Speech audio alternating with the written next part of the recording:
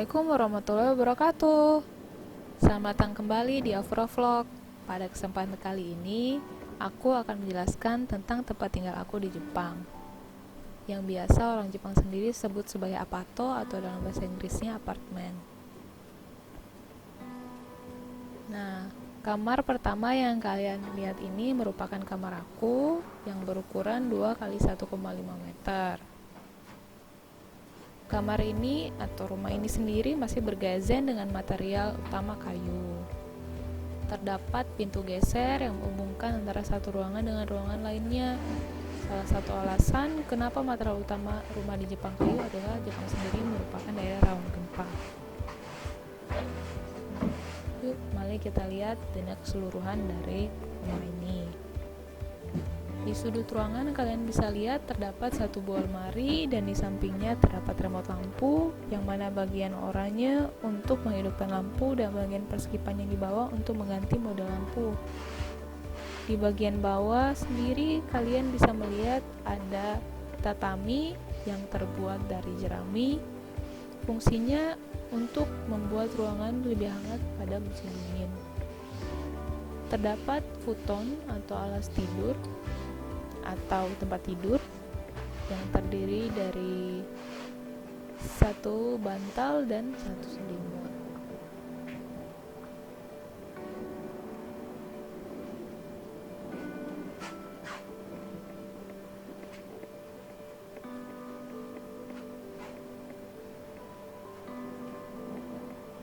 Material utama dari rumah ini bisa kalian lihat merupakan material kayu.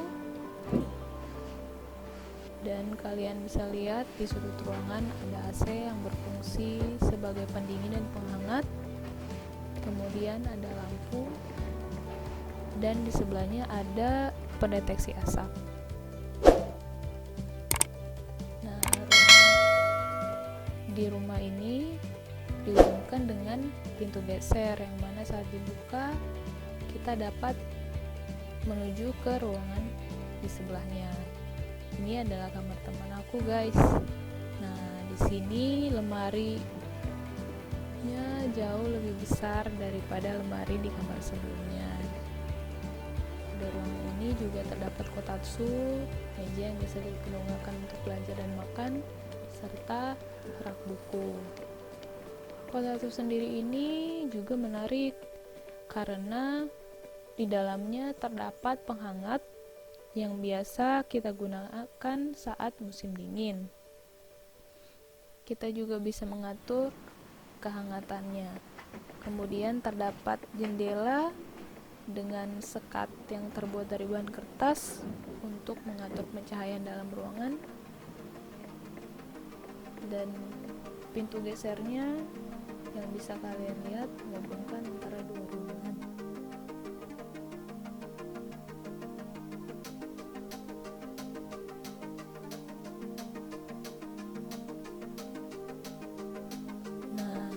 Pada bagian lemari ini sendiri terdapat bagian-bagian untuk menaruh pakaian maupun perlengkapan yang kalian miliki. Cukup besar untuk menampung berbagai alat-alat yang kalian punya.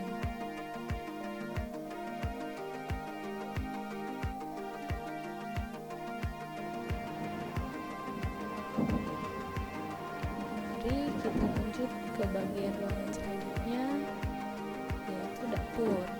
Nah, di Jepang sendiri terdapat berbagai model apato. Apato kami terdiri dari 2 kamar tidur dan 1 dapur atau 2D1K. Dan seperti yang kalian lihat di sini, ini ada dapur. Dan terdapat lampu dapur yang fungsi mematikan dan menyalakan lampu dengan tali. Kemudian ada bagian kipas angin untuk dapur yang berfungsi untuk mengeluarkan asap dari kompor. Ini adalah bagian untuk meletakkan kompor, untuk meletakkan bahan makanan, dan di sebelahnya ada wastafel untuk mencuci piring.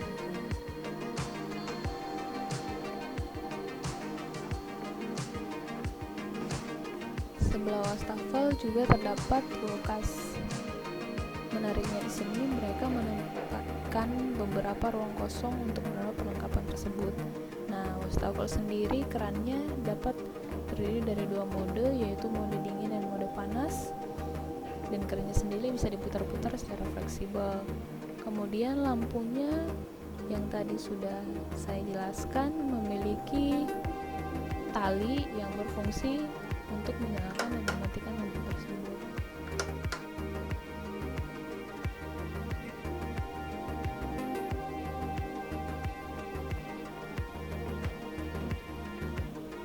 Kemudian ini adalah kipas angin tadi yang dinyalakan dengan bara tali juga. Kemudian bagian tutupnya akan terbuka untuk melakukan sambil kosong.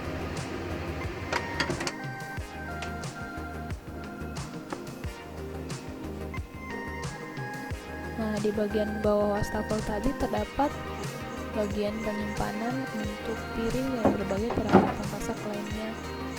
Kalian bisa lihat sendiri di sini ada tempat menyimpan pisau.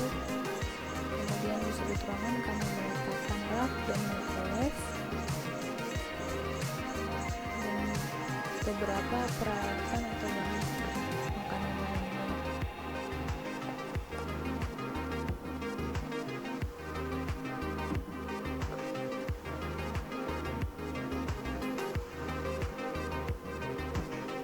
Di bagian dapur yang masih terdapat ruang kosong, kami juga meletakkan tempat sampah, di mana tempat sampahnya juga dipisah antara sampah basah dan sampah kering.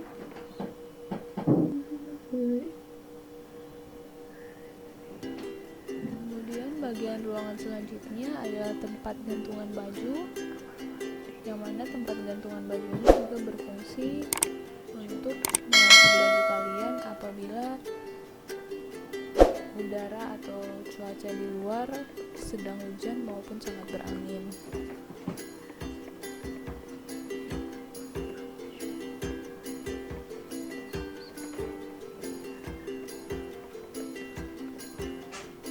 Kemudian kita menuju ke bagian rumah yang paling depan, pintu masuk, yang mana di sebelah pintu masuk ini ada rak coklat yang merupakan rak sepatu dan tempat penyimpanan payung. Pada umumnya rumah di Jepang mengharuskan pemiliknya membuka sepatu sebelum masuk ke ruangan. Kalian tadi bisa melihat ada tuas untuk memakai listrik dan ada mikrofon dari bel pintu. Kemudian di sini merupakan tempat untuk meletakkan surat. Pengaman pintu rumah di Jepang sendiri termasuk tingkat pengamanan yang baik karena memiliki dua kunci. Kemudian terdapat pengait juga yang apabila diletakkan dan kita lupa untuk mengunci dari luar, orang luar akan sulit untuk membuka pintu.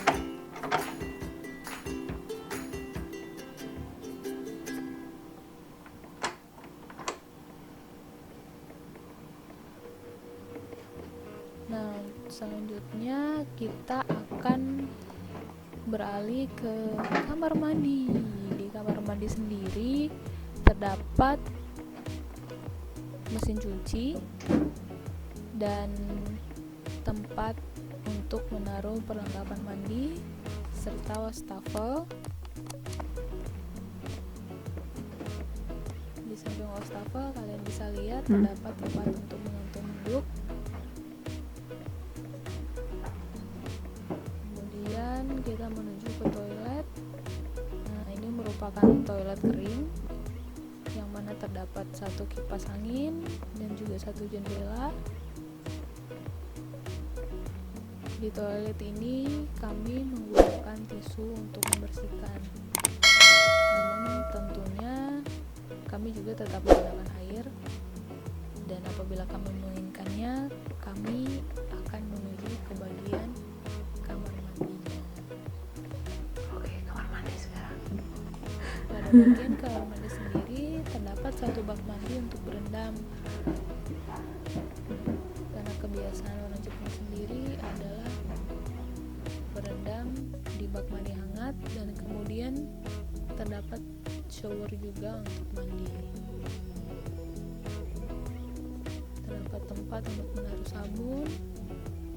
Nah, kita masuk ke balkon yang ada di belakang rumah yang berhadapan langsung dengan jalan. Di balkon ini terdapat tempat untuk menggantung jemuran yang terdiri dari satu besi panjang.